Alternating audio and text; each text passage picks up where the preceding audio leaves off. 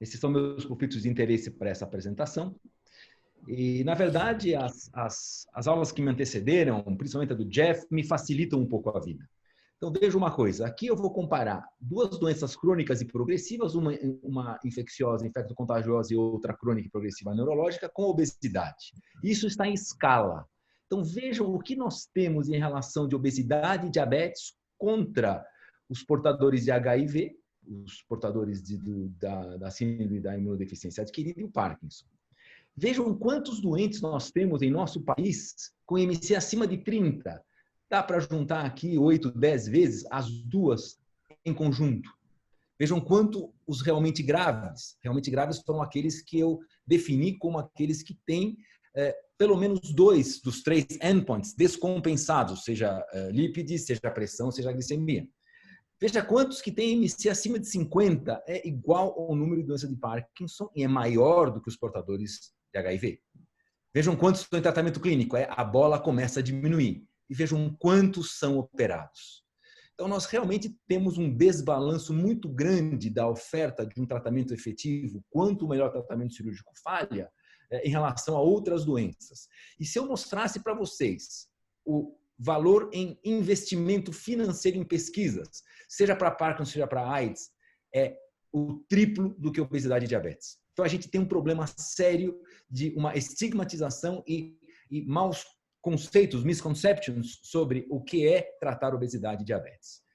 Diabetes, mesma coisa, temos 14 milhões de pessoas hoje em nosso país, 6% das mortes do Brasil são relacionadas com diabetes. Vejam do que morrem normalmente aqui os pacientes com diabetes são basicamente eventos macrovasculares, AVCs, infartos do miocárdio, e eventos microvasculares que estão aqui, fora as doenças retinianas. Juntando um pouquinho o que foi falado sobre o Covid, o vírus, obesidade e diabetes. A Marta chamou a atenção sobre pesquisas no Google. Há 2, 3 meses atrás, pouco se preocupava com as doenças associadas. E vejam hoje. Hoje, o Google Trends, nos 30 dias, de 7 de abril a 7 de maio, mostra que o grande pico de procura, ou grande intensidade de procura foi através de keywords. Diabetes, coronavírus, obesidade, coronavírus, síndrome metabólica e hipertensão. Então, mudou isso um pouquinho. Por que que mudou? Porque publicações foram aparecendo onde a gente tem um número muito importante de diabetes, portadores de diabetes internados com a forma grave. E, fundamentalmente, aqueles que internaram com as doenças associadas são aqueles com menos de 60 anos. Então, na verdade, a grande ocupação, o esgotamento de recursos não é a pandemia isolada, porque se fosse a pandemia isolada, nós teríamos doentes com portadores do SARS-CoV-2, acima de 60 anos, com grupo de risco, 80, 90 anos, pacientes frágeis imunologicamente. Mas não, o esgotamento da saúde se vê nos pacientes que têm obesidade, diabetes e hipertensão como comorbidades. Então, a gente tem que prestar muito atenção em tratar essas pandemias para evitar as outras pandemias infecciosas que pioram muito com essas famosas e velhas pandemias. Que todo mundo fala e pouco hoje se faz para tratá-las. Então, o esgotamento de recursos de saúde no mundo inteiro basicamente vem das comorbidades naqueles indivíduos com menos de 60 anos, que são obesidade, diabetes e hipertensão. Por que, então, eu vou passar rapidamente aqui, o Jeff já abordou, a obesidade, na verdade, aqui é uma doença inflamatória que dá disfunções respiratórias, piora, descompensa rim, descompensa diabetes, descompensa o coração e aumenta o risco metabólico. Muito interessante é esse infográfico. Vejam que os portadores de diabetes com Covid, quando bem controlados, vivem quase 100% deles. Enquanto aqueles que não estão controlados, aqueles que têm um diabetes de difícil controle ou não controlado por qualquer razão, a mortalidade é de 11%. Portanto, o que está esgotando recursos de saúde, aumentando a mortalidade, não é a doença viral isoladamente. Em nosso país, 69% das mortes atribuídas a doenças crônicas, vamos atrás da mãe delas. A mãe delas, ou pai delas, é o diabetes, que leva a mortes cardiovasculares e que leva a câncer, que leva a mortalidade. Então, nós fechamos o círculo onde diabetes, o binômio diabesidade, está presente como força propulsora das complicações e da mortalidade. Isso é um trabalho relativamente antigo, ou bastante antigo, tem 10 anos, e provavelmente isso continua igual ou pior. O diabetes do tipo 2 está em franco descontrole em nosso país, apesar das drogas cada vez mais novas, poderosas, principalmente em redução do risco e mortalidade cardiovascular. São caros tratar, é muito caro tratar a obesidade e diabetes no Brasil, fundamentalmente o diabetes. Em 2017, 1,1% do produto interno bruto brasileiro foi gasto com diabetes. Isso dá aproximadamente 8 milhões de reais por hora. Isso dá 53 mil reais por hora com internação hospitalares por diversas razões, porém todas relacionadas com diabetes. É uma enfermidade cara, crônica e progressiva e fatal. Agora, o que nós propomos não é cirurgia para todo mundo, não é cirurgia indicada indiscriminadamente, sim para aqueles que não são controlados com o melhor tratamento disponível. As indicações clássicas para a cirurgia bariátrica, IMC acima de 35 com doenças associadas, ou acima de 40 com qualquer doença associada, isso é algo já estabelecido. Para todos entenderem, estarmos todo mundo na mesma página, cirurgia metabólica, por definição, é uma intervenção sobre o trato gastrointestinal que controla o diabetes e os outros componentes da síndrome metabólica, o triple endpoint, através de mecanismos independentes da perda ponderal, que nós chamamos de mecanismos antidiabéticos diretos, e a perda de peso, porém independente do IMC basal. Como o Jeff bem salientou, IMC é uma métrica usada para pagar-se prêmios de seguro pela Metropolitan Life Insurance Company norte-americana. Então, porque eles observaram que quanto mais pesado os pacientes, maior era o índice de sinistralidade, essa companhia precisava cobrar mais desses pacientes. Por isso que o IMC acabou sendo uma das métricas mais usadas, porque ela é fácil de ser feita e é economicamente viável para as companhias de seguro. Uma curiosidade, quando eu e um colega chamado David Cummings escrevemos um editorial para o Lancet em 2014, 2013, não me lembro mais, sobre a hora de mudar os critérios de indicação cirúrgica, nós entrevistamos os 8 cirurgiões bariátricos pioneiros norte-americanos que estavam na reunião do NIH. E de onde veio o IMC 35? Veio de um dos que estavam lá, que chama-se Talmadge Bowden, que telefonou para o filho que trabalhava na Metropolitan Life Insurance Company e arbitrariamente eles precisavam apresentar para o NIH um número, e o 35 nasceu de lá, embasado em 0 dados, sem evidências nível 5, nada. Foi algo que eles tinham que resolver naquela hora. Por que cirurgia por diabetes não controlado? Primeiro, sabemos que é uma doença crônica e progressiva que tem difícil controle, mesmo com o melhor tratamento clínico, Turati que o diga. O IMC médio do paciente portador de diabetes no Brasil é de 30,5, não é de 60, não é de 21. E foram arbitrariamente, por uma numérica, nenhuma doença é tratada pelo peso. Ninguém opera um câncer ou deixa de operar um câncer porque o indivíduo é pesado ou menos pesado. Então, esses pacientes e indivíduos foram arbitrariamente excluídos de uma opção terapêutica que é eficaz e seguro, como nós vamos ver. Os resultados, rapidamente. Até hoje, nós temos 12 estudos randomizados e controlados publicados. Em todos eles, sem exceção, IMCs variáveis, de 27,5 até 80, no trabalho do Said Kramadin, por exemplo. Em todos eles, o controle glicêmico foi melhor nos braços cirúrgicos. Não posso revelar, o 13º estudo randomizado e controlado é o nosso, está embargado até dia 3 de junho, e é o primeiro que estuda o melhor tratamento clínico disponível, isso é, liraglutida mais insulina mais SGLT2 versus o bypass gástrico em relação à doença renal. E adianto a vocês que o controle glicêmico entre a cirurgia e essa associação de remédios nova é praticamente igual, mais ou menos igual. A cirurgia leva um pouco de vantagem, mas os desfechos renais são totalmente diferentes. Então, o espelho, infelizmente, está embargado pela revista, mas é o 13º randomizado e controlado e é o primeiro que não tem estudos, que não tem desfecho de glicemia. Porque a glicemia é mais uma dos problemas do portador de diabetes. O que nós temos nos IMCs abaixo de 35? Existe uma revisão sistemática publicada há 5 anos atrás, em quase 100 mil pacientes, 95 mil pacientes, onde foi-se atrás da remissão do diabetes em IMCs abaixo de 35 e acima de 35. Remissão de diabetes definida como HB glicado abaixo de 7. E vejam que a remissão em IMCs acima e abaixo de 35 é exatamente igual. A fisiopatologia e a apresentação clínica e o resultado é semelhante, independente do IMC.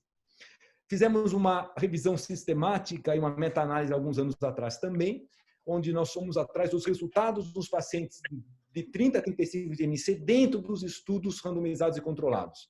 Rapidamente, a remissão de diabetes no tempo maior de segmento de cada estudo é muito melhor nesse forest plot para o grupo cirúrgico, o mesmo na queda da HB glicada, o mesmo na redução da pressão arterial, apesar que nós já temos hoje um estudo que foi liderado por Schiavon, o Gateway, que mostra que a cirurgia metabólica, o bypass gástrico, é melhor que o tratamento clínico para a hipertensão. Então, a gente, nos randomizados controlados do desfecho primário, não era ver a pressão em si desfechos glicêmicos, mas mesmo assim, a predominância favorável à cirurgia. O Gateway acabou mostrando e agora brevemente será publicado os 3 anos, que também a cirurgia metabólica é muito efetiva quando comparada com o tratamento clínico. E talvez a maior ferramenta terapêutica, tratamento de subir HDL, é a cirurgia bariátrica, é a cirurgia metabólica, e aqui favorável à cirurgia quando comparada com o melhor tratamento clínico. Continuando com IMCs abaixo de 35, o maior tempo de segmento não é um estudo randomizado, é um estudo de um braço só, é o nosso, publicado em 2012, onde nós tivemos 6 anos de estudo de acompanhamento, 88% de pacientes com remissão do diabetes em 6 anos, com uma queda rápida, independente da perda ponderal e sustentada da HB glicada, o mesmo com a glicemia em jejum, o mesmo de redução da pressão sistólica e diastólica, queda do colesterol total, uma queda não significante do LDL, é bonita a curva, mas não é significante quando comparado com o baseline, e uma subida da fração HDL do colesterol. Os resultados, então, resumidamente, eu teria mais a falar, mas o tempo me restringe. Os resultados são bons, tanto em IMCs acima ou abaixo de 35. Serão as cirurgias seguras? São seguras. Veja que a cirurgia metabólica, num pool de 66 mil pacientes portadores de diabetes, quando comparada com bypass coronariano, próteses de joelho, colectomia por laparoscopia, ou mesmo uma histerectomia por laparoscopia, os procedimentos metabólicos, basicamente o bypass, em 16 mil bypass, são mais seguros em relação a complicações quando comparados com todas essas cirurgias. Até a colecistectomia, a nossa cirurgia hoje é mais segura em pacientes com diabetes. Mortalidade, num pool de pacientes com diabetes e comparados com outros procedimentos, notem que a cirurgia metabólica está aqui, muito próximo da prótese de joelho, menor que a apendicectomia laparoscópica e infinitamente menor a mortalidade com bypass coronariano. Eu prefiro ser submetido a um bypass gástrico do que a um bypass coronariano pelas vantagens e pelo número menor de complicações e mortalidade. Vimos que é segura, vimos que ela funciona. Será que ela previne as complicações de lesões de órgãos-alvo? Aqui, o nosso randomizado ainda não posso mostrar, mas vejam que num estudo prospectivo não randomizado, em 7 anos de segmento, nos pacientes operados, há uma diminuição significante da doença renal por diabetes nos submetidos ao bypass gástrico em Y de Roux. Nos 22 estudos que mostram a diminuição de infartos e derrames, todos eles mostraram uma redução de risco relativo significante, favorecendo os pacientes operados. Aqui não há nenhum estudo randomizado e controlado. Estamos tentando funding para isso, num estudo multicêntrico mundial de um segmento de 10 anos de desfechos duros, basicamente eventos de morte cardiovascular, mas é um estudo muito caro, mas existe um grupo internacional e eu estou envolvido nisso, tentando conseguir dinheiro para isso. Mas vejam que cirurgia aqui mostra que em 22 estudos temos, sim, resultados interessantes. Estudo publicado em setembro do ano passado, da Associação da Cirurgia Metabólica com eventos cardiovasculares maiores. A cirurgia metabólica foi associada à diminuição de 40% de eventos cardiovasculares, 41% de diminuição de óbitos, 62% de insuficiência cardíaca, 33% de acidentes vasculares cerebrais e 60% de insuficiência renal. Portanto, operando 13 pacientes, uma vida é salva. Nenhum tratamento clínico até agora, nesta população, mostrou tanta efetividade em redução de eventos cardiovasculares quanto a cirurgia metabólica. Não é randomizado e controlado, é um estudo populacional, porém com 16 mil pacientes, muito poderoso estatisticamente. Tudo isso que nós falamos e mais um pouco, ela substanciou o nosso Conselho Federal de Medicina a publicar em 27 de dezembro de 2017 que reconhece a cirurgia metabólica em MCs a partir de 30 quando o melhor tratamento clínico falha. Fundamental a gente ainda entender e óbvio entender que o tratamento do diabetes é clínico. Os pacientes que não responderem a esse melhor tratamento clínico disponível podem ser candidatos à cirurgia. Agora, será que ela tem custo-efetividade? Em diversos modelos econômicos, como, por exemplo, o modelo de Markov e os resultados analisados aqui em relação à razão de custo-efetividade incremental sobre o Quality Adjusted Life Years, nós vimos que a cirurgia metabólica ela custa menos que uma vez o PIB per capita, o que é uma relação muito bem aceita por diversas agências controladoras de saúde no mundo inteiro. E quanto mais precoce ser operado, a gente tem uma custo-efetividade menor do que quando os pacientes são operados tardiamente, o que bate muito bem com o que o Jeff nos mostrou. A intervenção mais precoce, além de salvar mais vidas, ela custa menos para o sistema de saúde. E se nós vamos atrás do horizonte temporal dos pacientes da saúde suplementar, operando 50% dos pacientes elegíveis à cirurgia, isto é, aqueles que não têm controle com o melhor tratamento clínico disponível, e compararmos esses custos com AVCs e infarto do miocárdio, nós vamos ver aqui um custo em reais de R$300 mil, o impacto orçamentário acumulado em relação ao tratamento cirúrgico do diabetes contra milhões de dólares, até bilhões de dólares por ano com o custo das complicações do diabetes, AVC e infarto do miocárdio. Então, nós não temos grandes dúvidas que o impacto orçamentário em relação à cirurgia metabólica tem muito mais vantagens do que esperar as complicações. E nós comprovamos isso num estudo publicado também há alguns anos, há 3, 4 anos atrás, onde nós mostramos que quanto mais se adia a indicação cirúrgica, maior são as complicações de quem espera e muito maior o impacto financeiro. É inquestionável. Finalmente, nós escutamos com muita frequência: a cirurgia bariátrica e metabólica são banalizadas, todo mundo opera. Será? Acho que não. Isso é um estudo feito para um encontro ano passado, 2019, que tivemos fora do país, onde nós fomos incumbidos do cálculo da penetrância da cirurgia metabólica no nosso país. Em MCs acima de 30, aqui, desculpe, aqui estão os parâmetros todos. Para fazer uma longa história curta, somente 0,96% dos pacientes elegíveis à cirurgia, eles são operados efetivamente. Onde está a banalização? Uma boa pergunta. Se eu for comparar esses números que eu acabo de mostrar, a penetração de 0,96 contra a prótese de quadril, onde não é uma doença fatal, e entendo perfeitamente que é uma doença que leva a uma queda abrupta e importante da qualidade de vida. Mas, vejam que interessante que a penetração das próteses de quadris em nosso país é 24 vezes maior do que a cirurgia metabólica. Isso não é aceitável, porque nós temos ferramentas ou tratamentos que são efetivos e seguros quando o melhor tratamento medicamentoso falha, e nós temos uma penetrância muito pequena. Por quê? Porque a estigmatização da obesidade e do diabetes como se não se fossem doenças, como se fossem más escolhas, como se fossem estilos de vida inadequados, não é correta.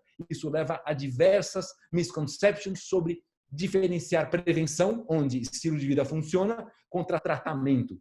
Eu gosto muito de dar um exemplo. Se entra um paciente fumando no consultório de um cirurgião torácico com câncer de pulmão, pedir para ele parar de fumar não faz o tumor de pulmão sumir. Mas parar de fumar depois da lobectomia pulmonar diminui a recidiva. Esta é a comparação que fazemos e a cirurgia metabólica precisa de penetrância. O que nós estamos pedindo e pleiteando há anos é simplesmente permitir o acesso de pacientes que mais necessitam do tratamento cirúrgico. Nada mais. Porque, imaginem só, penetrância de 1% é como eu dizer numa campanha pública que pacientes portadores de câncer de mama ou portadores de câncer de próstata, somente 1% deles tem que ser operados porque um deles torce para o Palmeiras e outro torce para o Náutico do Recife. São discriminações completamente inadequadas e se isso fosse publicado na mídia, seria chocante. 1% dos portadores de câncer podem ser operados porque o tratamento não é acessível a eles por métricas discriminatórias. Muito obrigado.